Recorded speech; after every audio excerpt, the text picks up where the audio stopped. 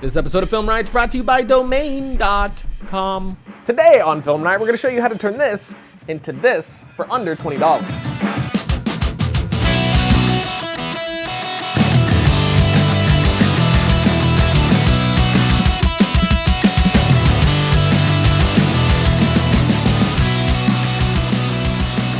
Welcome to FilmRiot, the show that takes the mystery out of the effects and techniques going to some of your favorite Hollywood films. Today, we're going to be building a shoulder mount. I've been kind of delaying doing this. It's been asked a million times because I just don't think a homemade shoulder mount could ever live up to some of the more professional ones, since they're kitted out with everything you would ever need in a shoulder mount with all the bounces and stuff like that. But I've got the question so many times. I know there's so many people that don't have the cash for a shoulder mount, so I figured why not try my hand at my own design. So I came up with something to where we're going to take this one piece of PVC and turn it into a shoulder mount out of just one piece. We'll only have to cut it once just to get the length, and after that, we're gonna melt that motherfricker into what we need. And it's all because of this email. Hey Ryan, I really want a shoulder mount to do some handheld work with, but I do not have the cash to shell out for it. Is there any chance you could show how to do a DIY build for a shoulder mount on the show? Thank ya. Yes.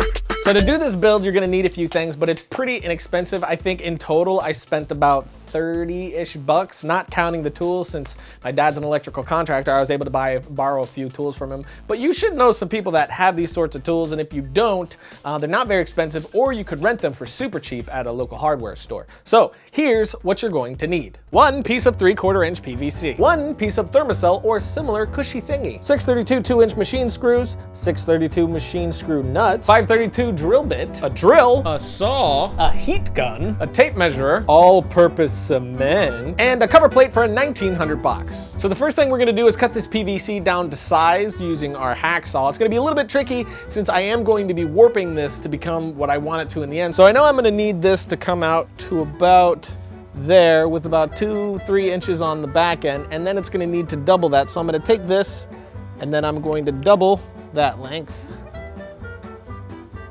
to get what I can cut off. So now that we have it cut down to size, we're gonna measure the whole thing, then do our math to find the exact center so we can make our markings so we know where to use the heat gun exactly. Basically what we're doing here is we're using the heat gun to put out a ridiculous amount of heat, then rotating the pipe so we can add an equal amount of heat around the entire pipe, so it slowly but surely starts to melt the pipe enough to where we can warp it however we want.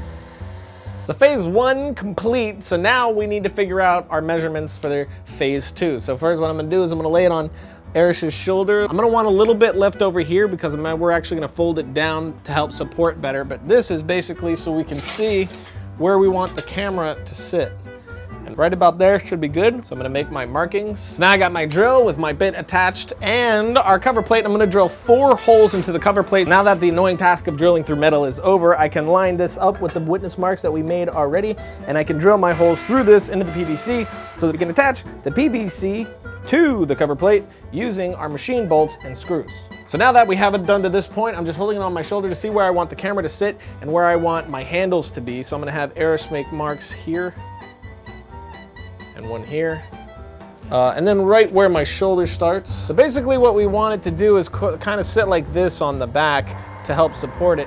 So we're gonna have to heat it up right where you see those marks there. Moving on again, I need to make my handles, but as you can see, these are not level. So first I'm gonna cut off this extra bit to make sure everything fits perfectly. Once again, returning to the blow dryer on crack, I'm gonna melt these sections up here so we can make our handles for the whole rig. So now we have this down here, this little contraption, which we're pretty far along. We just got a few more steps to take, mainly our comfort. So now we're gonna cut up pieces of this and we're gonna put it on here to make it comfortable. So we wanna add comfort to some pivotal parts, any part that's gonna be rubbing up against our bodies. Now we're gonna take the cement glue, open up the cushion, just put a little bit along the lining here, and then we're gonna place it onto our contraption where we want it. So now that we've drilled our holes for the quick release plate, all we have to do is attach this. So there you go, finished. We have all our cushion, which makes it pretty comfortable, and it fits perfectly to my shoulder since we morphed it that way. And now we have our quick release plate which you could get one of these from eBay or something like that. You could get them for really, really cheap. You don't have to have an expensive one, but it's on there now, so we can easily get our camera on and off without having to worry about some kind of bolt down here all the time, which would be a real pain in the balls. But now that it's all set up, it's time to test it out and show you guys how it looks with some sexy before and after action. Domain.com is owning the competition thanks to our FilmRiot army, making Domain.com one of the fastest growing domain registrars in the world. If you're setting up a website to show off pictures of your cat or brag about your sweet special effects or visual effects skills or do something more business related, Domain.com is the best place to buy a domain name for your new idea. Domain.com's easy checkout process makes it simple to find your domain name and set up your website without the hassle. And Domain.com's domain discovery system quickly shows you available names, making it easy to select the domain extension that's right for you. Find a sweet.com or get a .co and save on that letter. Already have a domain somewhere else? That's fine. You can transfer it to Domain.com for just $7.61 and get an extra year free. The guys at Domain.com are big fans of FilmRiot and want to hook up our FilmRiot army, so use the coupon code FilmRiot and get 15% off your next domain purchase or transfer. That's only $6.47 for domain transfer. So don't forget, when you think domain names, think Domain.com, because when you got a great idea, it all starts with what, Josh? Great domain! Domain.com. Logo.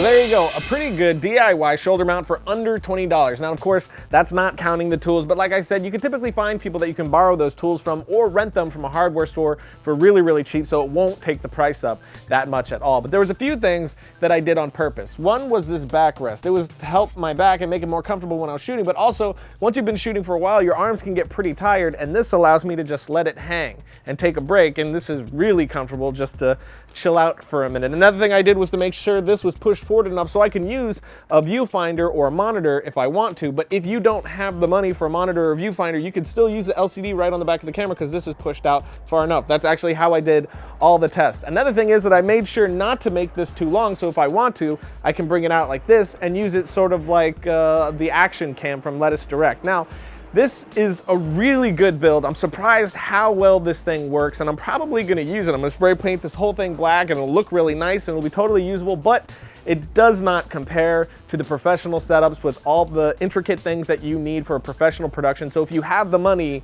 I would not go DIY. I'm definitely gonna get myself a Lettuce shoulder rig, but if you don't have the cash and you want to start upgrading your gear to do better work, this is an awesome alternative to not having anything at all. So pretty easy build and pretty cheap, so give it a try. But until next time, you can follow me on Twitter at twitter.com/Ryan_Conley and our Facebook page. Hit me up if you have any questions on the build at all. And we got a few more builds coming that are gonna be a lot of fun. Not really sure if they're gonna work out or not. I hope they work out like this one does. I'm pretty happy with how this came out, but until next time,